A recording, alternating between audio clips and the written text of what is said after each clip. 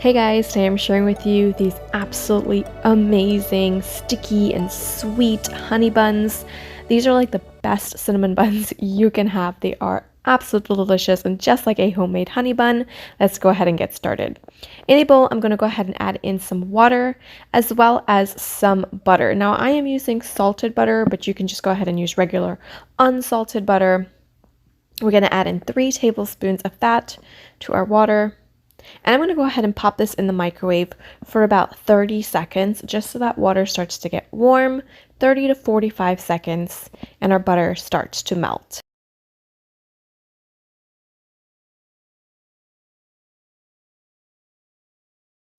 So it's been about 30 seconds or so. You can see the butter is starting to melt and my water is nice and warm. To this, I'm going to add in some lard. I'm adding in 2 tablespoons of lard. If you don't have lard, go ahead and use vegetable shortening, Crisco. If you don't have that, just go ahead and add more butter. But the lard is also going to help this have a really amazing consistency. And to that, I'm adding in some sugar and 1 packet of active dry yeast. You can also use instant yeast for this as well. I will have all the amounts listed below in the description box. We're just going to give this a little gentle mix, turning around that butter to make sure everything is incorporated and doing its job. We're going to let this sit for that yeast to proof and do what it has to do. And let's get started on our dry ingredients. In my mixing bowl here, I'm going to be adding in some regular all-purpose flour. You can also use bread flour for this if you want, however, all-purpose works perfectly fine.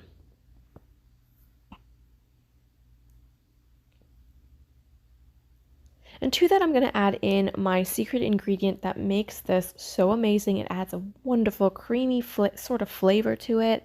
And it also helps you get a nice, lighter, fluffier bun. It is my dry milk powder. I'm going to be adding in my dry milk powder to this as well. Again, all the amounts will be listed below.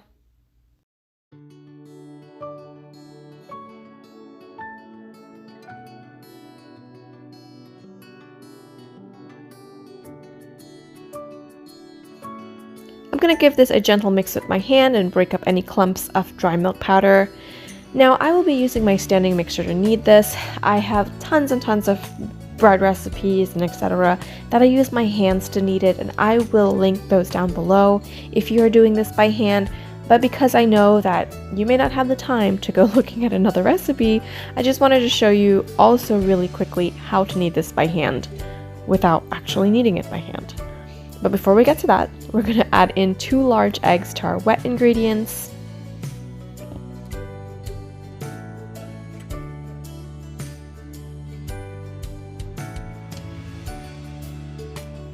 As well as 3 tablespoons of vanilla extract.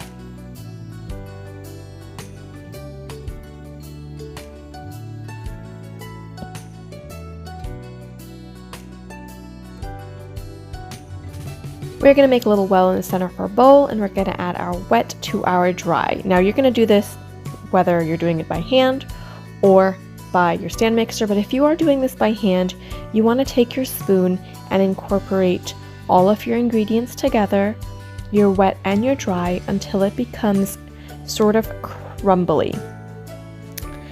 Just mix that all together with your spoon at first, until it becomes really crumbly and you can't mix it anymore.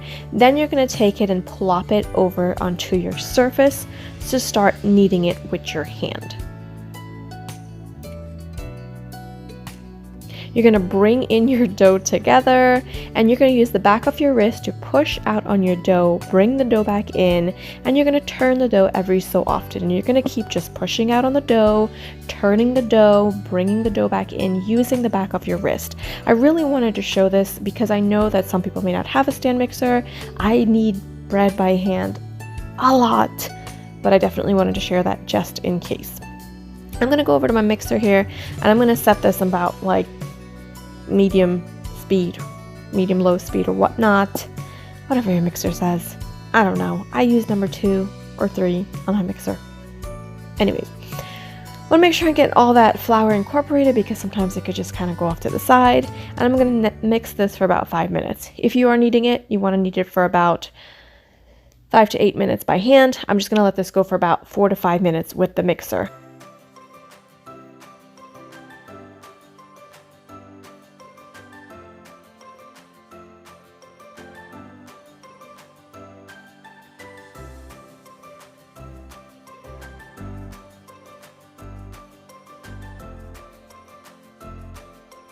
This is a sticky dough. It will come together at first, but if you are kneading this by hand as well, you want to work briskly with this. I will leave a recipe down below that I have for my current cinnamon roll. That it's also a very kind of moist, sticky dough, so you want to knead it very briskly. But this is a sticky dough, which is also going to help us with a nice fluffy bun.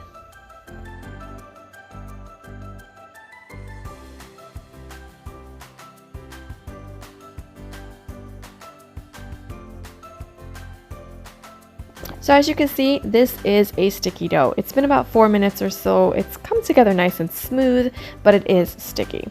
I'm going to go ahead and dust this with about 2 tablespoons of flour and take that dough ball and roll it all around in that flour. We're going to cover this up with a towel and place this in a warm area to double in size. Make sure everything is lightly coated with that flour and let it sit for about an hour. 45 minutes to an hour till it doubles in size.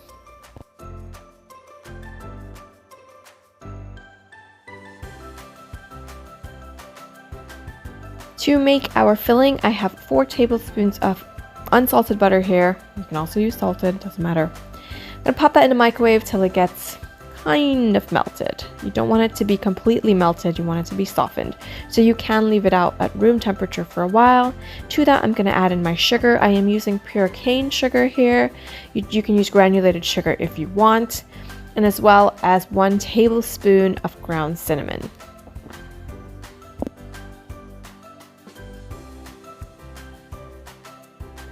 We are going to mix this together until it becomes a nice paste.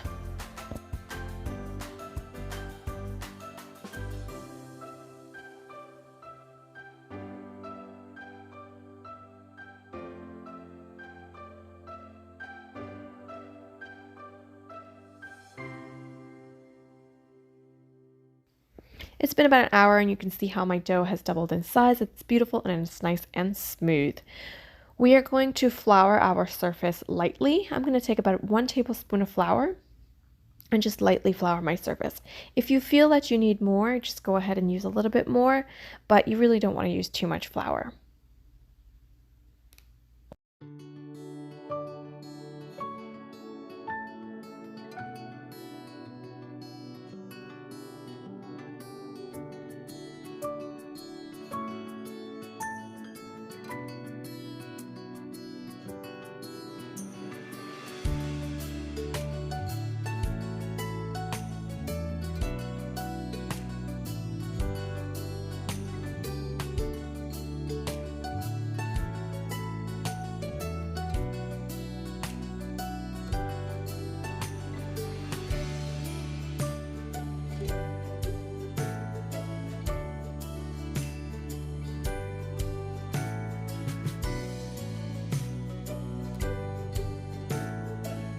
Now we are going to take this 1 dough ball and we are going to roll this until it's about 1/8 of an inch thick. It's going to stretch really well and we're going to roll it as far as we possibly can until it's about 1/8 to 1/4 of an inch thick. I didn't really measure it, but it's probably about 24 inches in length, I would say. Doesn't have to be perfect, doesn't have to be even, but you just want to make sure that it's nice and thin. You don't want it to be too thick because then you're just going to get a big, thick, doughy bun, and we don't want that. You want a perfect, even layer between your filling and your bun. So I'm taking my filling here and I am just rubbing it all around my dough and kind of pressing it in as I'm rubbing it in. Gonna take about 1 teaspoon of flour and sprinkle that on top of there. I also did leave about 1 inch border around the sides and edge of the dough that I did not put my filling in, so nothing spills out when we are rolling this. We are going to roll this very tightly, and you can see here that as I'm rolling, I'm tucking as I'm rolling.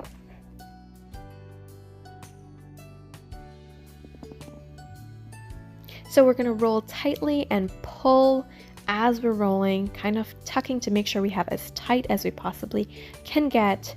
So roll and pull. And we're just going to continue that, and then we're going to seal it up.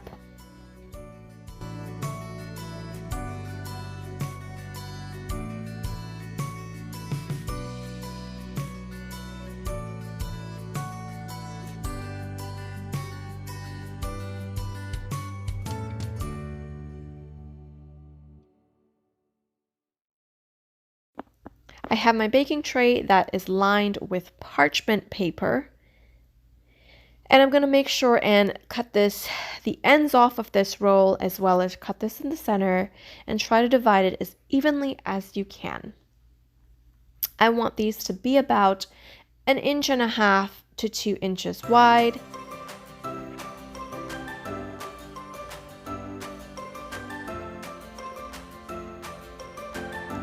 Again, cut the ends off because that's mostly just dough.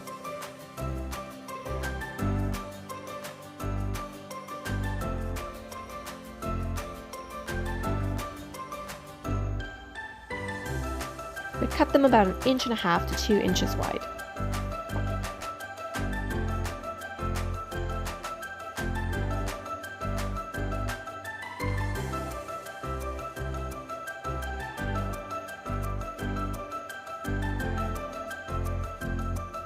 Place them about 2 inches apart on your baking tray, and you're going to cover this up with cling wrap now and let this sit again in a warm area till they're double in size.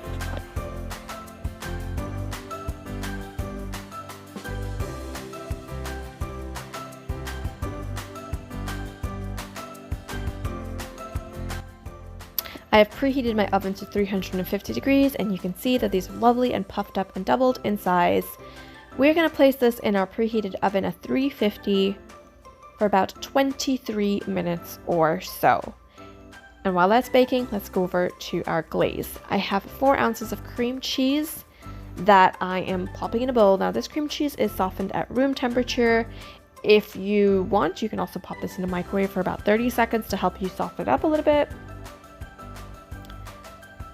And to that, we're going to go ahead and just kind of smush it around to make sure it's nice and smooth.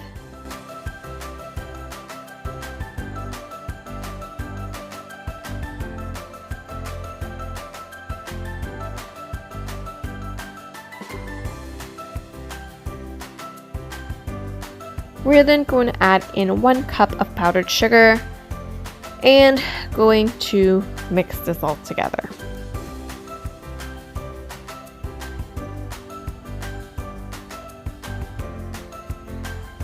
I'm all over the place, as you can see with my pink Crocs. But that's how it is sometimes when you have little ones running around and you're trying to bake. Yeah.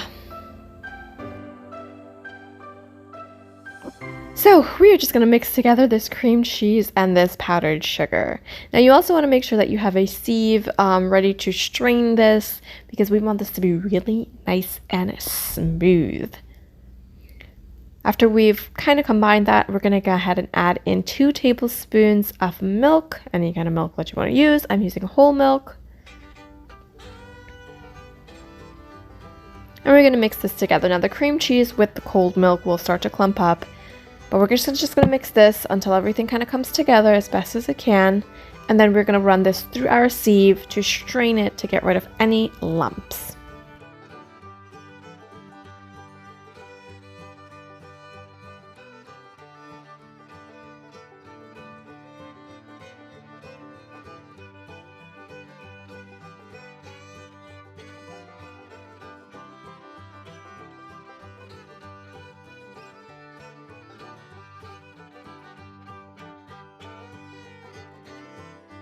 The final touch, which to me is really important, is about 2 tablespoons of lemon juice. You can use 1 to 2 tablespoons of lemon juice. It's going to be a very tangy flavor, which kind of gives you that amazing honey bun flavor when you bite into a honey bun.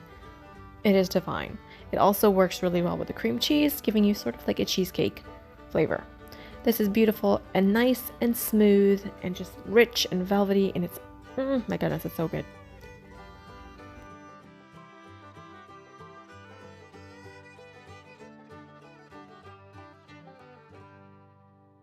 You can pour that glaze over to your heart's desire. You can spread it over it completely. You can do a thin layer and let it crystallize and harden like a honey bun.